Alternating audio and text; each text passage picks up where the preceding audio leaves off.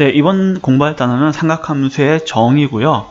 삼각함수의 정의에서는 두 가지가 있어요. 첫 번째는 그냥 말 그대로 삼각함수의 정의, 두 번째는 각변환 공식이 이렇게 있습니다. 그럼 첫 번째 강의에서는 삼각함수의 정의에 대해서 얘기할게요.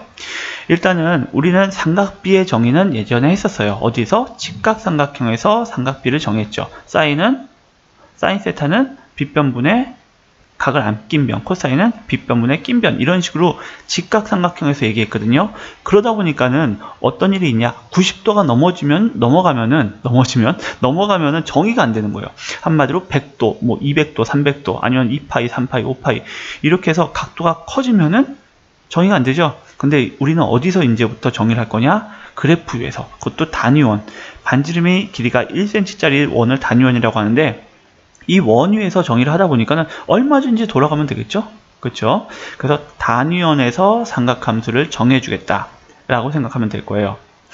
예, 그러면은 일단은 y는 sin x에 대해서 sin 세타로 표현할게요. 이 sin 세타에 대해서 다시 한번 생각해 보도록 할게요. 이 함수라는 거는 무엇과 무엇을 연결해 주는 거거든요. 그쵸? 그쵸? 예, 그래서 연결자, 명령어 이런 식으로 표현했는데, 그러면은 sin 세타에서 x 값이 바로 이 세타에 해당되는 거죠. 그리고 나오는 게 y고, 그럼 뭐가 들어가서 뭐가 나오는지 한번 알고 갑시다. 느낌적으로. 결과적으로 호의 길이가, 어떤 sin 값이 있다 그러면 호의 길이가 들어가는 거예요. 이 호의 길이가. 왜? 호도법으로 할 거니까. 호도법은 이 호의 길이잖아요. 간단히 말해서. 그러면은 뭐가 나온다? 그때 높이가 나온다. 사인이라는 거는 호의 길이에 따른 높이, 호의 길이에 따른 높이라고 생각하면 될 거예요. 됐죠? 그럼 y 사인이 아니라 코사인 세타 값은 결국 의미하는 게 뭐냐 하면은, 이번에는 뭐가 들어가는 거죠? 똑같이 x에는 호의 길이가 들어가요. 그때 호의 길이가 들어갔을 때 뭐냐면, 이번에는 밑변이 되겠죠.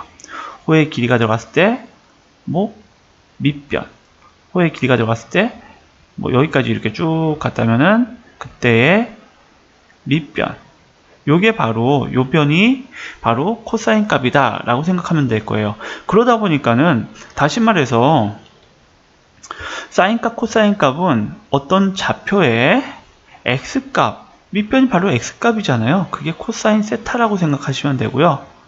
세타일 때. 그리고 y 값이 사인 세타라고 생각하면 될 거예요. 생각이 아니라 실제적으로 그래요.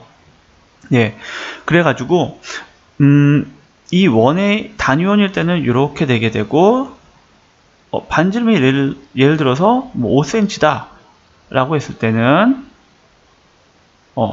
요 값의 좌표가 예를 들어서 4,3이다 라고 한다면은 사인 세타는 뭐가 되죠? 사인 세타는 5분의 3이 되죠. 5분의 3.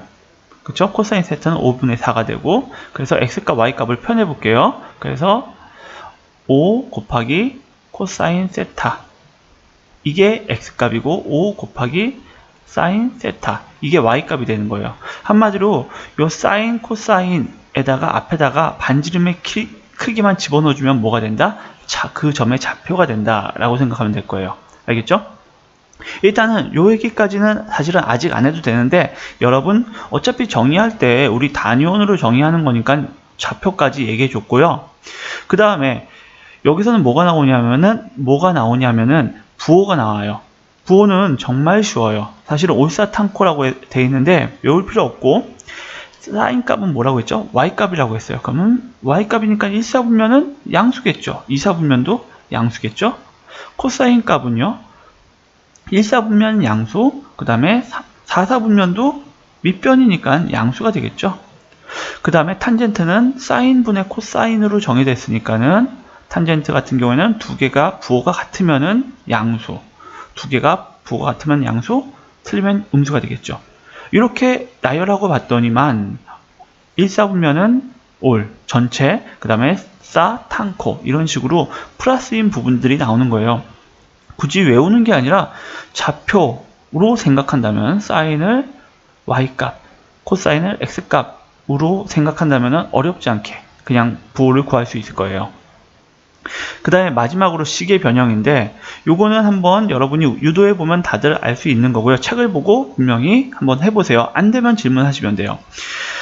그런데 여기서 중요한 건 뭐냐면 사인 제곱 플러스 코사인 제곱이 1인 거 외우는 것도 당연히 중요하죠. 근데 제일 중요한 게 뭐냐면은 사인 세타 플러스 뭐 코사인 세타 이런 식 아니면 마이너스가 주어졌으면은 양변을 제곱해서 사인 제곱 플러스 코사인 제곱 요 꼴이 나오게끔 식을 변형해 주는 게 굉장히 중요한 거예요. 그러니까는 식의 변형은 나중에 계산할 때 쓰게 되거든요. 그래서 이런 식으로 같은 모양, 요거하고 비슷한 모양으로 만들어주면 되는 거예요. 예를 들어서 사인 제곱 플러스 뭐 2 코사인 제곱 플러스 사인 뭐 이런 식으로 나와 있다. 그럼 미지수를 하나 없애야 되잖아요. 사인, 코사인 두 개 있으면 힘들잖아요. 그러니까 코사인 제곱을 1 마이너스 사인 제곱으로 바꿔주는 이런 연산들을 하자라고 생각하면 될 거예요. 그 다음에 책에서는 다 코사인으로 요게 시컨트, 코시컨트가 안 나와 있는데 이건 뭐냐면은 이과에서는 다루는데 문과에서는 안 다루거든요. 그냥 어렵게 생각하지 말고 시컨트라고 하고요. 이거는 코사인 세타분의 1이라고 생각하면 돼요.